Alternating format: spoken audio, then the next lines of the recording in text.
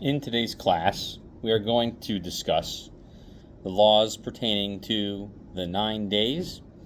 The 9 days are the days leading up to Tisha B'Av, the 9th of Av. And it is the period beginning with Rosh Chodesh Av, the month of Av, which goes until the 9th itself, but the rules are a little bit different for each time period, as we will explain. So the morning practices begin for Ashkenazim from the 17th of Tammuz, and for Sephardim they increase at Rosh Chodesh Av. And the morning period is something that is to commemorate the destruction of the Beis HaMikdash, the temple in Jerusalem, both the first and the second. So many of the laws apply to the entire period of time. There are some of them that are different between Ashkenazim and Sephardim based on whether it is the week in which the 9th of Av itself occurs. Let's go through some of the general laws, and then we'll get more specific. So first of all of these issues begin on the night of the first day of the month. So meaning as Rosh Chodesh begins, the beginning of the month of Av, that is also when these things begin to take hold. So one thing that should be reduced is one's business involvement. Business tends to make people a little bit happier, so you should try to not complete your business deals during this time of the year. So that also means refraining from engaging in happy transactions, like buying things for a wedding. But, again, not everybody's so strict on that, but that's included in it. And also, the amount of business that you do should also be somewhat reduced. But if you need to make your regularly scheduled payments, such as payments on your home and payments for your car, you can do enough business to make sure you have enough for that. What one should try to avoid is trying to find good reasons to celebrate about their business. They also suggest that you shouldn't do any projects that would be home improvements as well on these days, which includes things like expanding on homes or expanding your business. So those type of things should be reduced. Other types of things include gifts, but if you do need certain types of furniture, you should try to buy it beforehand and have it delivered during the 9 days, but try to avoid buying things like furniture during the 9 days. Some people also refrain from giving gifts during this time period. That seems to be more of an Ashkenazi time period. The 9 days also includes extending the Ashkenazi time period of refraining from haircuts and from shaves.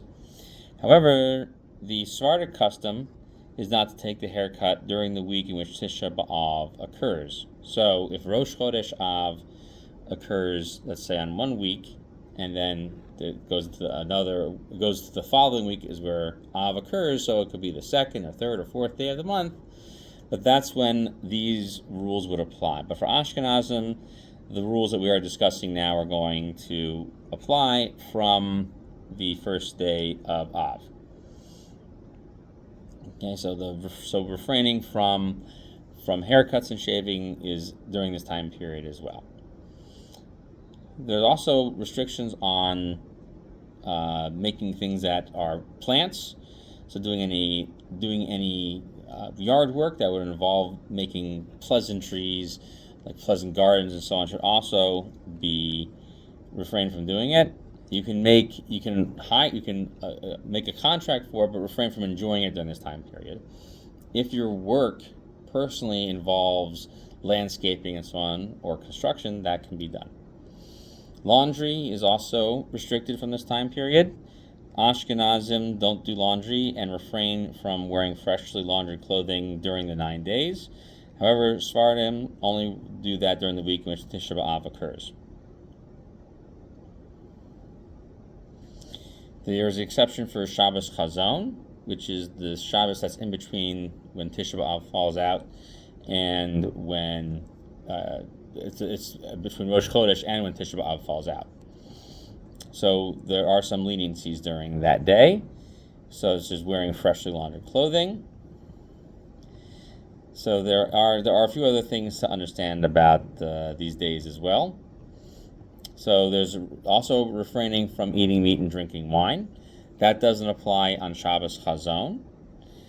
And again, that's the difference between Ashkenazim and Sephardim. Ashkenazim stop eating wine and stop drinking wine and eating meat from Rosh Chodesh.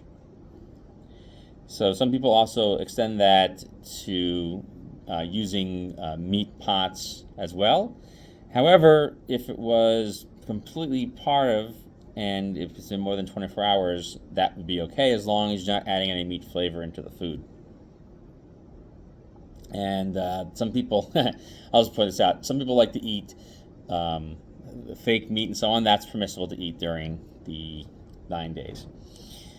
Drinking wine is the only thing that's prohibited, and also drinking grape juice. However, one may drink things like beer and whiskey. The reason for the prohibition on drinking grape products is because it's connected to the temple services itself. The sacrifices is the meat, and the wine is because of the oblations of wine. So there's a question, so on Erev Shabbos Chazon, can one go ahead and taste the meat? For Sephardim, it would be permitted. Ashkenazim are also allowed to make sure that they have tasty food, but it shouldn't be enough where they're having a big chunk go down their throat. They can take little tastes of it to make sure it's okay. So you can eat. So for Ashkenazim, they can eat all Shabbos Chazon, and they can even eat that meal as it continues in the evening. But once you make Havdalah, you should refrain from eating meat. Some people are lenient for Motzi Shabbos for eating some more leftover meat. Since people also refrain from drinking wine, it's the same custom for that as well. Many people refrain from drinking wine or grape juice for Havdalah. However, the custom of Ashkenazim, who follow the custom of the Vilna Gaon, will drink wine for Havdalah.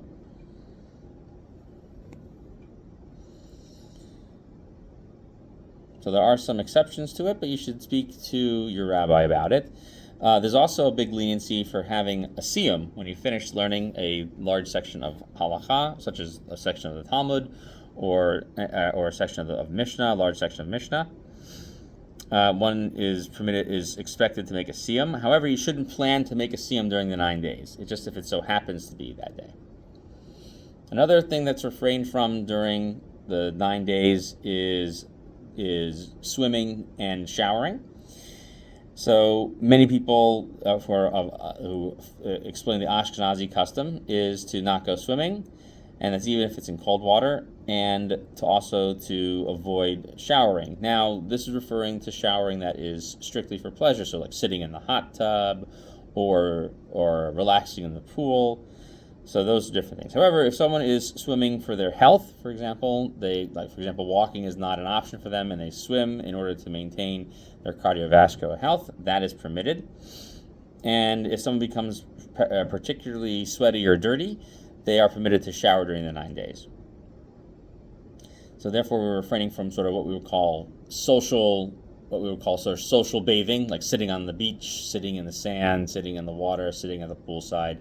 Those type of things is what they were referring to. The original custom mentioned in many of the Ashkenazi poskim refers to people basically having fun riverside in many places in Ashkenaz. Therefore, that was where the custom started to develop to say the bathing is part of the restriction. This only applies for Sephardim starting during the week in which Tisha B'Av occurs, Shavua Shechalbo.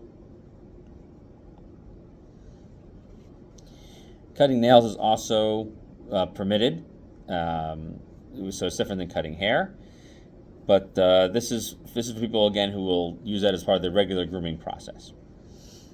So weddings, we have Ashkenazim have already prohibited that during the from Ziv Asar B'Tammuz, and this is also extended during the 9 days for Sephardim as well. People should also refrain during the 9 days from going on pleasure trips. It is not technically prohibited, but is definitely not meant to be done. It is permitted, however, to go ahead and mow your lawn and to have people come out and do that, because that's not considered a pleasurable activity. Another thing that's also restricted during the 9 days is buying new clothing. And therefore, not only do you not buy it, you should also not have purchased it and wear it for the first time during the 9 days. This restriction for Sephardim is only during the week of Tisha B'Av. So that is the general consensus of rules for the 9th of Av. And for the week that precedes it, we will have another class discussing what are the restrictions on Tisha B'Av itself. So this class was basically kind of give you a heads up on the week ahead of Tisha B'Av, that we should hopefully, this should be our last year of having to observe it. If we, based on when my recording of this is before Tisha B'Av of 5785, and maybe for Zoiche, we will see the building of the Beis Hamikdash before we reach Tisha B'Av, and at which point these laws will be moot, and instead will be days of endless joy and thanksgiving. Thank you for listening. If you haven't done so yet, please like and subscribe, and share with others that they can share in their Torah learning as well.